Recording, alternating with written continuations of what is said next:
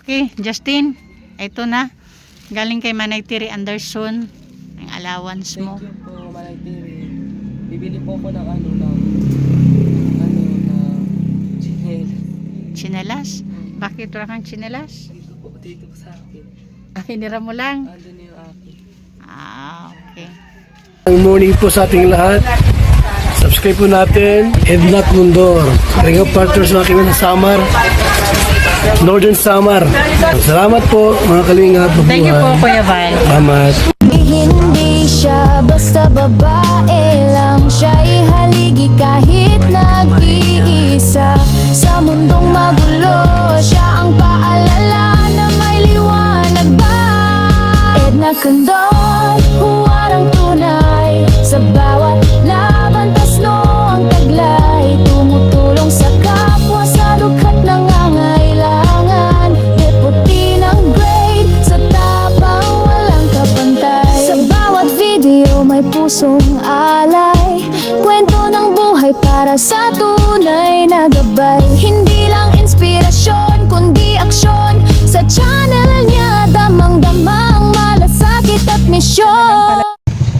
Mainit na umaga mga kanaynays. Ayan, kararating ko lang. Ito na. Ayan mga kanaynays, Kalinga Partners, nakikita nyo ba yung nasa likod ko? Yung sa may motor? Na, ayan, nabakod na kawayan. Siguro familiar na kayo. Kung palagi kayong nanonood sa aking video, familiar na sa inyo yung ano na yan, yung bakod na kawayan. May idea na kayo kung nasaan ako. Okay mga kanainay, samahan niyo po ako sa araw na to. Okay mga kanainays, tingnan na natin kung nandito si Justin. Pumunta na ako dito, dumana ako 2 beses pero wala si Justin, kaya bumalik ako eh. Maupay. Ito sirado po dito. Ha? Sirado. Saan ang daan? Hindi na dito? Doon na daw. Sarado na pala dyan yung pintuan nila sa front. Dito tayo daan.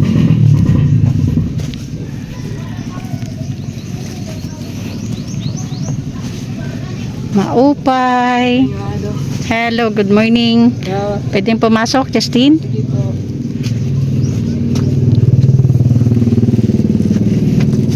Okay. Hello. Hello po. Ganda. Haba ng hair. Kasi kami dito po kami simbahan. Okay. Teka lang, tanggal lang ako ng helmet ha. Ayan, dito na tayo mga kanainis, Kalinga Partners, kaharap na natin si Justin. Good morning, Justin. Good morning po. Kumusta ang weekend? Okay naman po, busy. Kumusta ang Holy Week? Na doon kami sa sa kaibigan ko. Na nag-ano sa simbahan, tumutulong kami sa weekend pag celebrate. Okay. Actually, pumunta na ako dito. Nasa mission ako. Dinaanan na kita nung mag-mission ako nung Martes Santo. Nung Wednesday, may ano din ako, kaya lang hindi all day. Pero wala ka eh. Pero naghintay ako noon. Kaya lang, wala nang oras, kaya hindi na kita nahintay. Okay lang. So, kumusta? Bakasyon na ba? Bakasyon na po. Pero may klase po kami. Summer lahat po ng estudyante ng Don Juan. Papasok pa ngayong summer. Hanggang May yan. Ano yan? Summer talaga ninyo or Lahat na mga estudyante. anong subject yung nyo sa summer? Summer lang is yung may mga bagsak lang. Oh. Pero yung principal kasi masyado siyang strict. Gusto niya lahat na lang daw. So yung hindi lang yung may mga bagsak ang magsa-summer, halos lahat na. Sa summer. Paano yung walang bagsak? Paano magsa-summer? Lahat ng subject? Di po, may naka-assign po sila na na aaralan lang nila. I-assign sila kung Paano? Hindi ko magets. Di ba yung magsa-summer na may bagsak, kung ano yung subject na bagsak sila, yun lang yung sasamiran nila. Paano yung walang bagsak na gusto lang ng principal magpasok, mag-summer pa din? Ano yung mga subject na binigay na specific sa inyo na Di ko lang parang Sasamiran. may mention siya sa lahat daw na po na walang mga bagsak na estudyante. Meron po silang mention na ano na pangalan kung ano yun. Basta English yun. English tsaka math. Yung ano. bali dalawang subject lang? Parang advanced lesson nyo? Opo, Ganon? sa grade 10 na topic, ganon. Mag-advanced lesson kayo. Kumusta, Justin, yung ano? Yung last na punta ko dito, di ba nabanggit mo na nag-offer yung teacher na kaibigan mo doon? Opo. Kumusta? Anong plano? Wala nga ako baka ano. Kasi hindi nga ako ng ano, ng requirements. Yun nga, yung huminga ko kay sir, yung classroom na ginagamit niya sa yung class advisor na classroom niya is nasunog. Yung mga papel na baptismal, yung mga requirements doon nasunog. Kaya di ako makasubmit ng ano, ng papel doon sa pagagawan. Sabi din ni ma'am, kailangan ng ano, ng baptismal or liber. Hindi ko alam kung saan nilagay ni Papa, pero chat ko. Sabi, andun, tinago lang daw dito sa bahay. Ang baptismal kasi, pwede ka naman kumuha ulit. Saan ka ba nabinyagan? Pero sabi ni Papa, andito daw yung ano, yung original. Meron Tinago niya ka. po. Hindi ko lang alam, pero tinuro na daw sa akin, andun sa ilalim. Sa higaan namin. So, yung last na punta ko dito, nakakuha ka na ba ng ano mo, ng PSE Libert mo? Wala pa. Bakit? Nangyari? Kasi yun nga, kailangan ng ano, may requirements, may hinihingi nga ID ni Papa. May hinihingi pa na ano, marami. Kailangan na ano. May hinihingi ano na ID. Hindi, pwede ka naman mag-request. Mapupunta ka lang sa PSA, tapos sabi mo kukuha ka ng ano, ng PSA Libert. Ang number 1 dun, ano mo, ikaw lang kasi yung Libert man man kukunin mo. Okay, meron pa ako hinihingi sa akin. Ano yung mga hiningi sa'yo? Sa PSA mismo, yung, Opo. anong mga requirements hiningi ng PSA sa'yo? Parang baptismal lang. Baptismal. Tsaka ID yata Kaninong ID? kay Papa. Sa bagay, ilang taon ka na ba? 15. Ay, oo nga pala. Hindi pa pwede. Oo. Underage pa. Kailangan pa ng Kailangan mo pa. Ba't hindi ba maasikaso ni Papa mo yan? uuwi nga yata si Papa. Kailangan talaga si kasuhin. Kasi ngayon daw grade 10, no requirements, di mai-enroll ng ano. Kaya ng nga. grade 10 kasi moving up next year, grade 11, kompleto ng requirements. So, nag-usap na kayo ni Papa mo Opo, yan? sinabi ko. Yung pambayad sana ng PSE, inambag ko na lang sa last performance namin. Nag-stage play kami doon. So, ginamit mo na yung pang ano mo. Competition lahat ng section. Okay naman, panlima kami. So, paano yung ano mo, yung si Papa mo, kailan man uwi niya? Hindi ko nga alam. Pero nag-usap na kayo na kailangan mo yan. Opo. Sinabi ko si Papa. Akala ko kasi nakaano ka na ng PSA. Tsaka mahirap din niya pag ako lang mag-asikaso. Kailangan daw magulang. Sabi niya. Saan PSA ka pumunta? Doon, hindi ko alam kung nasa na si Ma'am ngayon. O, si ma'am mo yung nag-asikaso, hindi ikaw. Ako mag-ano lang ako kay Ma'am. Oh. Si Ma'am lang ang mag-ano sa online, pero yung mga requirements ako lang mag-asikaso. Pero sabi ni Ma'am, di ko raw yan kaya, dapat si Papa mag-ano doon. Kasi siya may alam kung Ibig mong sabihin, si teacher yung sinasabi mo sa akin, yung teacher na kaibigan mo dito sa malapit sa'yo, siya yung nagsabi sa'yo na doon sa mga requirements na ID ni Papa mo, na baptismal, siya yung nagsabi. iwan ko ngayon. Kaya sabi ni Ma'am, di daw muna siya makaano ng PSE. Kasi busy si Ma'am ngayon. Pwede pa rin ako sa Kataraman. Ano daw. Oo nga, di ba sabi ko sa'yo? Pag uwi na lang ni Papa. Habang wala pang klase. Kailan ang enrollment niyo?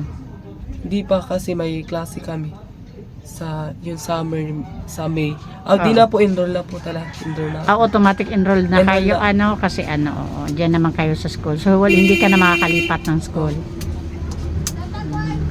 Enroll na talaga ako kasi yung sabi ni sir, magpapirma na lang ako ng mga forms sa bawat subject teacher. Kung may bagsak talaga, hindi talaga yan pipirmahan.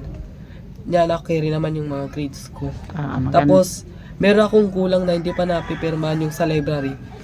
Yung ginawa ko, yung libro ko sa school, sinauli ko na. Tapos sila na lang nagpapirma. Sinabmit na sa magiging advisory ko grade 10. Yun na. Pero wala pa akong yung PSE kailangan. Pero ang sabi ni sir, pwede man maghabol habang nasa grade 10. Pero pag grade 11 talaga, kailangan talaga ng Klaro mo ba na-explain sa papa mo na kailangan mo yun? Opo. Kasi ang PSE, hindi yan 2 araw lang na makukuha mo na. Matagal yung process. Oo. Pinaka mabilis yata dyan is 2 weeks bago dumating yung mo. Kung wala pang ibang problema. So, dapat klaro kay papa mo na bago yung, dapat may allowance pa bago enrollment. Doon Para, sa Maynila, sinabi ko na si papa na kailangan talaga ng PSC kasi pagpasok ko pa lang doon, hinihinga na ako ng advisor ko ng grade 9 na PSE. so, ibig mong sabihin, ito ngayon, hindi pa kayo nag-usap ni papa mo. Ang last pa na usapan nyo. Nag-chat ko na si papa. Pero sa perspective, papag-uwi na lang. Kasi kailangan mo talaga yan. Napakahirap naman kung hindi ka maka-enroll dahil lang sa PSE live birth mo. Last year pa yun, nag-strict sila ng ng no PSE live birth, di po maka-enroll. Pero naka-enroll po ako. Okay. Kaya ko naman po sa magsabi, explain lang. Sa grade 8, ganun din, naka-enroll naman ako. Ako lang nag-enroll. Yung copy lang ng baptismal. Sinabi ko lang, basta sabi ng mga teacher doon, pag moving up po ng grade 11, dapat complete requirements. Asan yung copy mo ng baptismal mo? Nakapagpasa ka naman pala. Xerox? Opo. Hindi yun yung kailangan mo, di ba? Pwede naman pala asan na yung copy mo niyan? Doon nga sa, di ba sa grade 8 nasunog doon sa may... Sa grade 9 namin na advisor na yan, nasunog. Hirap din yan, pag ganyan. Pero sinabi ko sa pag-uwi na lang niya yung kasuin yung live PSE ko. Tsaka yung live birth naman sa sa pambuhan, na process na. Yung? Live birth. Para madali lang daw makakuha ng ng PSE. Napaano na ako ng record sa live birth dun sa pambuhan. Bali, late registration na yan. Sabi nila, madali na lang daw maggawa ng PSE kapag nakaano na ako dun sa pambuhan. Ibig mong sabihin, wala ka talagang record, wala ka talagang live birth? Meron po. Ba't mag-late registration ka? Kasi kung mayroon kang live birth, kukuha ka na lang ng kopya. Hindi late registration. Yan yung sinabi ko na pero ginawa, nagulit pa. Bakit? Pero kung meron daw, madali na lang kung meron. Hindi, madali naman makita. Pag magsabi ka na kukuha ka ng kopya ng live birth mo, madali kasi computer na ngayon yung Ngayon, ano ba ibig mong sabihin? Wala ka talagang live birth o mayroon? Kasi pag wala kang live birth, yun yung kukuha ka, late registration na yun. Wala akong live birth. Wala talaga. So, late registration yung kailangan mo. Oo, may bayad yun Late registration, may bayad Dito yun. kasi yung may libre sa barangay. Ha? May libre dito sa barangay. Ba't hindi ka nag-asikaso? Libre pala. Andun na nga. Yun na ngayon yan. Isa lang ako doon na nagpalit ng nagpalaka ng live birth. So, okay na? Opo. Sa barangay dyan. Sabihan na lang ni Kapitano yung update kung andyan na. Yung sila na mag-asikaso. Okay. pumunta ako dun yung may libre daw na bahay. Pumunta ako dun. Kaya pala, hindi ka talaga makakuha ng PSE. So, ayos na sa kuan, sa barangay. Papa na lang dyan natin. Pero hindi pa sigurado kung kailan mo makukuha. Sa barangay mo na lang kukunin, bali. Kaya pala may problema kasi wala ka talagang live birth, hindi ka pala talaga na rehistro. Ang sinasabi ni papa mo, ang baptismal yung hawak niya. Okay. Yung live birth ang wala. Okay. O sige. So alam mo na kung ba't andito ako. Tapos yung card ko po, Mayroon. yung kompletong grade sana. Ayan na, meron na? Hindi pa na-release ni sir, ibibigay daw sa pagpasok. Sa na, bago enrollment nyo. Ilang buwan yung nyo ngayon, yung summer nyo? May lang, pero Buong month of May. Whole month of May. sa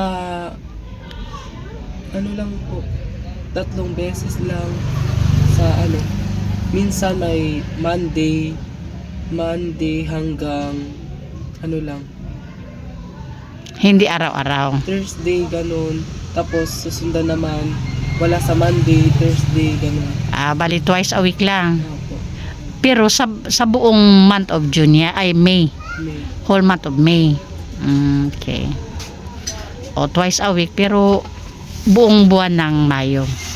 Okay. Minsan man yung whole week yung, pero half day lang yung klase.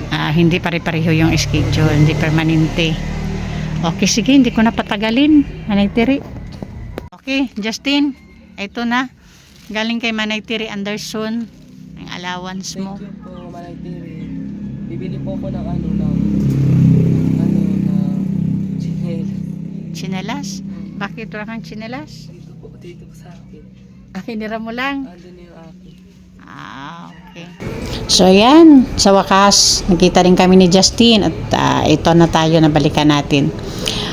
Hindi rin kasi pwede ng Huwebes Santo na kasi busy na ako, may pabigas tayo sa ating mga pedicab drivers. Tapos Good Friday hindi rin pwede syempre, kaya ngayong Saturday na natin nabalikan si Justin. Okay, so ayan Justin, may gusto ko pang sabihin kay Manay Tiri bago tayo magtapos? Thank you po, Manay Tiri. So anong year ka na sa enrollment? 11? 10. 9 ka ngayon, grade 9 ka ngayon. Oo, bali sa enrollment 10 ka na. Okay. So ayan, pasupport po sa ating founder, Kuya Bal Santos Matubang, Ate Edna Vlog, of course, and Kalinga Prab. And thank you sa ating mga sponsors na palaging andyan, of course, Manay Tiri Anderson, Sis Beth Jones, Ma'am Hawaii, Sangka Ima Rene, Ma'am Pinky Papi, Sis Marites Atienza, Sir Abil Pinoy, Ma'am Edgy Marin, Sis Marcelina Fedorowicz, Sis Claire Azar Malinica, and Ma'am Beverly Pinso. Pasupport din po ang inyong lingkod, Edna Condor, Joey the Great, Yansky TV, and Remix TV.